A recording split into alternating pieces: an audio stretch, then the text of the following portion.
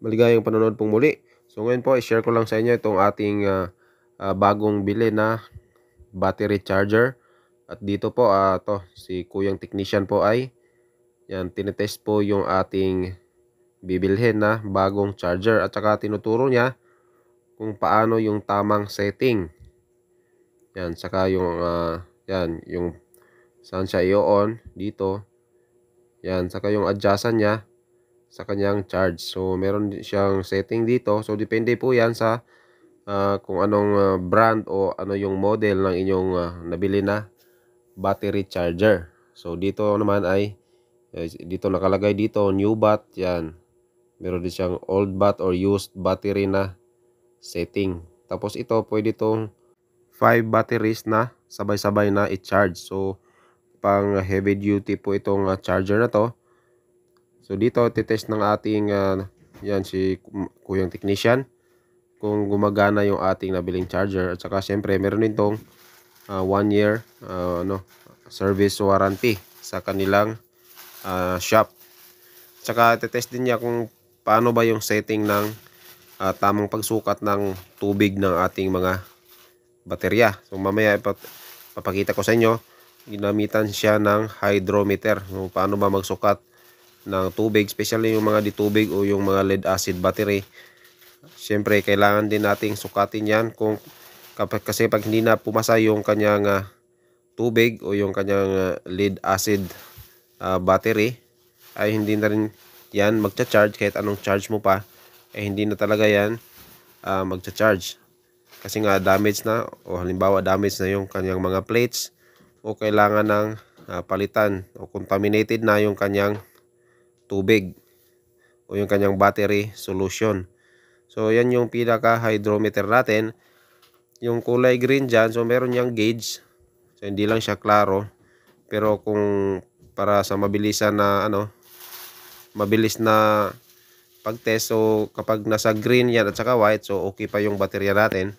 Kapag sa red na tumugba yung tubig, na yon, bad na yung ating baterya, either discharge or damage na po.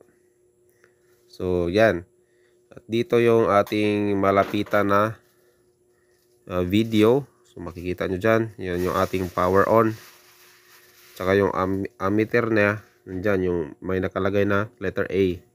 So dyan natin makikita yung reading ng ating charger. Dito yung new bat minus 2 amps, meron tayong minus 1 amps, meron din tayong normal charging, plus 1 at saka plus 2 para sa mga gamit na baterya. So depende na po sa atin yan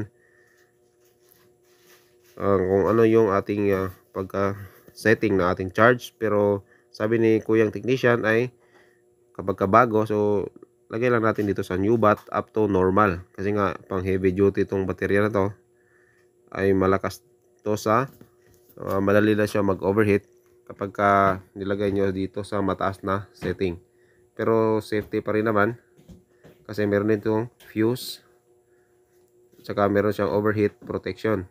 So dito yung sabi ko kanina, up to 5 batteries in series connected ang pwede nating ilagay dito. Yan, kung isang baterya lang 12 volts, yan set mo sa 1. Kung dalawang baterya in series, yan set mo sa 2, at yun naman ay magiging 24 volts. So ito yung kanyang reset para sa kanyang overheat. So aangat po yan kapag merong overheating o high amperes na na-detect yung ating charger. Yan. Tapos meron din tong protection sa fuse natin in case of short circuit or overload. Yan, puputok din yon at pwede nating palitan. So syempre yun yung ating battery clamp. At syempre wag nating kakalimutan na basahin yung ating manufacturer's manual at saka guide kung paano gamitin. So usually parehas lang naman po yung paggamit ng baterya, pero may konting pagkakaiba pa rin yan, depende po sa manufacturer at saka yung kanyang ating brand and model. So importante basahin natin yung ating pinaka manual sa kahit na anumang equipment o gamit na ating gagamitin, sa electrical man yan o kung anumang mga bagay na ating bibilhin. So yan yung pinaka guide natin. Yan, So, yun yung brand niya, Isuki Multiple Battery Chargers. Yan, quick charger o quick battery charger. So, yan, maraming salamat po muli sa panonood.